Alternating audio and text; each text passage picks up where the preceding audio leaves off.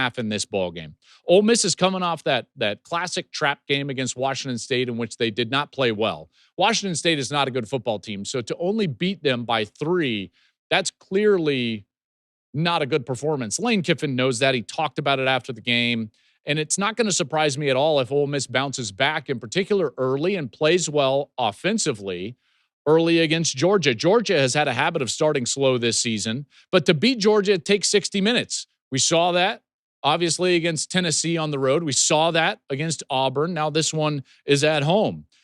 We've also seen Georgia turn it up defensively, specifically in the second half. They have 2 second-half shutouts this year, one against Alabama, one against Auburn. Almost allowed them to get back and win that game against Bama. But that's a defense that certainly has it in their bag to play well. But don't be surprised if Ole Miss has an early lead, maybe by multiple possessions in this game, which would not be all that different for Georgia. They seem to be in that position quite often. Lane's going to have a good plan. Trinidad Chambliss, I'm sure, is going to play better than he did a week ago. He's a very good player and generally has been good for them overall.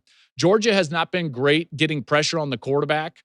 They're last in the SEC in QB pressure rate right now, which is a little bit alarming. They've only got 8 sacks in their 6 games. That's the second fewest in the SEC. So they're going to need to try to put pressure on Chambliss some way.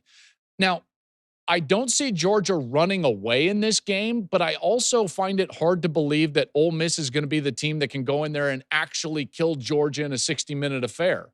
This Georgia team just has 9 lives. It doesn't matter the lead that the opposition has. They come back and they have chances, and then they make plays late in the game. So ultimately, I just don't think Ole Miss is that team. Ole Miss's resume is not great. A lot of one-possession games. Their resume is built on LSU right now, and we don't really know what LSU is. We'll find out more against Vandy.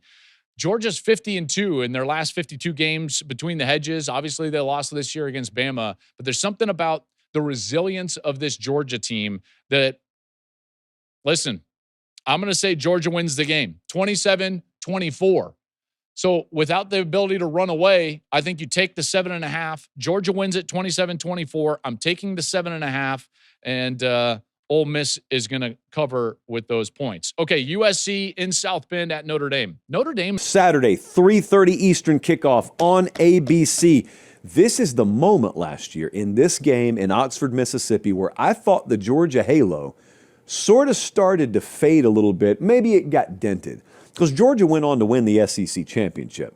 They went on to the playoff. And it was crazy. It was miraculous because it was far from a perfect team. But they looked vulnerable in this game last year. I think it was a 28-10 final. Ole Miss outgained them by like 150 or something like that. Ole Miss outrushed Georgia 134-59 in this game. It looked like there were terminal flaws with Georgia. So all week, if you've been listening to Kirby Smart, he's been stressing home field. We need this to be the best home field advantage we've ever had.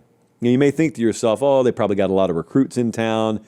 He's just saying that. You know, they got a big TV game. They want a really good spectacle for the crowd. Yeah, they want all that. Yeah, all those things are true.